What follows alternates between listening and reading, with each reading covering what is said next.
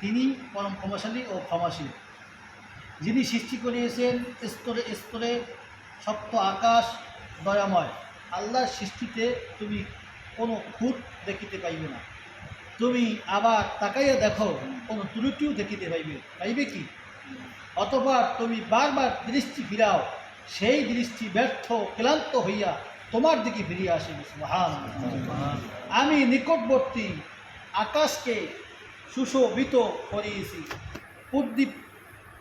প্রদীপমালা দ্বারা, এবং উহাদিগকে করিয়েছি শয়তানের কূর্তি নিক্ষেপের উপকরণ, এবং উহাদের জন্য প্রস্তুত রাখিয়েছি জ্বলন্ত অগ্নি শাস্তি। যাহারা তাহাদের প্রতিপালককে অস্বীকার করে তাহাদের জন্য রয়েছে জাহান্নামের শাস্তি। উহা কত মন্দ বা প্রত্যাবর্তন স্থান। যখন উহারা তমধ্যে নিক্ষিপ্ত হবে, তখন উহারা জাহান্নামের বিকট শব্দ শুনিবে, আর উহা হইবে উদ্লুপ্ত। রোষে জাহান্নাম যেন ফাটিয়া পড়িবে। যখন উহাতে কোনো দলকে নিক্ষেপ করা হবে, উহাদিগকে রক্ষীরা জিজ্ঞাসা করিবে, তোমাদের নিকট কি কোনো সতর্ক আসে নাই? সতর্ককারী কি আসে নাই? উহারা বলিবে, অবশ্যই আমাদের নিকট সতর্ককারী আসিয়েছিল। আমরা উহাদিগকে মিথ্যাবাদী গণ্য করিয়েছিলাম এবং বলিয়েছিলাম, আল্লাহ কিছুই অবতীর্ণ করে নাই। তোমরা তা মহাবিভ্রান্তিতে রয়েছে। এবং উহারা আরও বলিবে, যদি আমরা শুনিতাম অথবা বিবেক বুদ্ধি প্রয়োগ করিতাম, তা হইলে আমরা জাহান্নামী হইতাম না। উহারা তাহাদের অপরাধ স্বীকার করিবে ধ্বংস জাহান্নামীদের জন্য। যাহারা দৃষ্টির আগাছারে তাহাদের প্রতিপালকের ভয় করে, তাহাদের জন্য রয়েছে ক্ষমা ও মহা পুরস্কার। তোমরা তোমাদের কথা গোপনেই বলো অথবা প্রকাশ্যে বলো, তিনি তা অন্তর্যামী। যিনি সৃষ্টি করিয়েছেন তিনি কি জানেন না? তিনি সুদক্ষশালী, সমক্ষ অবগত।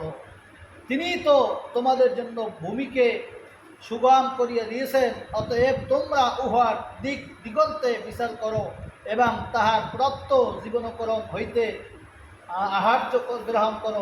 পৃথক তো তাহারই নিকট।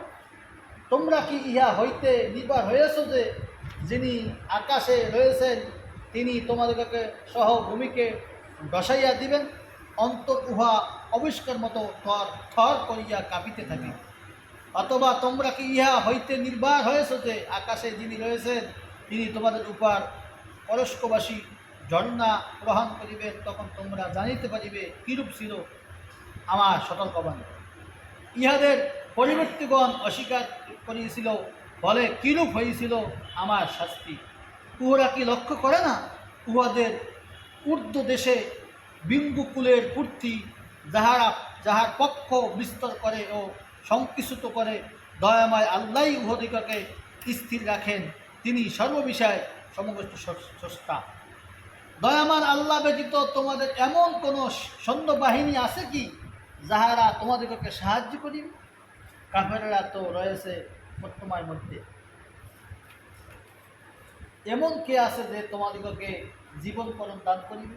তিনি যদি তাহার জীবনকরণ বন্ধ করিয়া দেয়, প্রস্তুত উহারা অবাধ্যতা ও সত্য বিমুখতার অবিচল রয়েছে। যে ব্যক্তি ঝুঁকিয়া মুখে ভর দিয়া চলে, সে কি ঠিক পথে চলে, না কি সেই ব্যক্তি যে খোঁজ লইয়া সরল পথে চলে? বলো, তিনি তোমাদিগকে সৃষ্টি করিয়েছেন এবং তোমাদিগকে দিয়েছেন সেবন শক্তি ও দৃষ্টি শক্তি ও অন্তরকরণ। তোমরা অল্প কৃতজ্ঞতা প্রকাশ করো।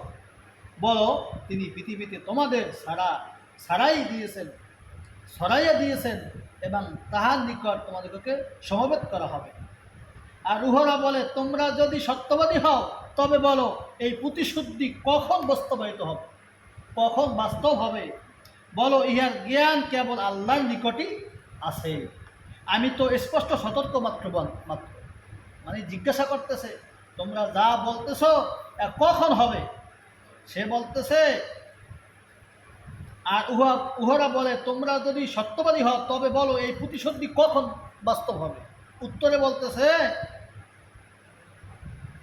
বলো উহার জ্ঞান কেবল আল্লাহরই নিকট। আল্লাহ উত্তর দেয়, বললে না তাদেরকে উহার জ্ঞান কেবল আল্লাহর নিকট আছে, আমি তো স্পষ্ট সতর্ককারী মাত্র, আমি তোমাদেরকে সতর্ক করাই দিতেছি। উহারা যখন তাহা অসন্ন দেখিবে তখন কাফেরদের মুখমণ্ডল অসন্ন হইয়া পড়িবে এবং বলা হইবে, ইহা তো তোমরা চাহিতেছ।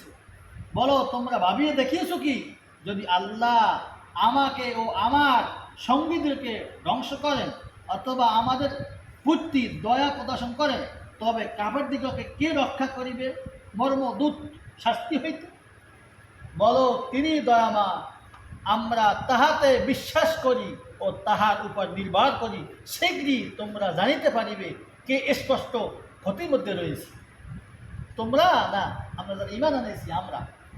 বলো তোমরা ভাবিয়া দেখিয়েছ কি, যদি পানি একদম তোমাদের নাকের বাহিরে আমি নিয়ে যাই, তখন কে তোমাদিগকে আনিয়ে দেবে পরিমাণ পানি?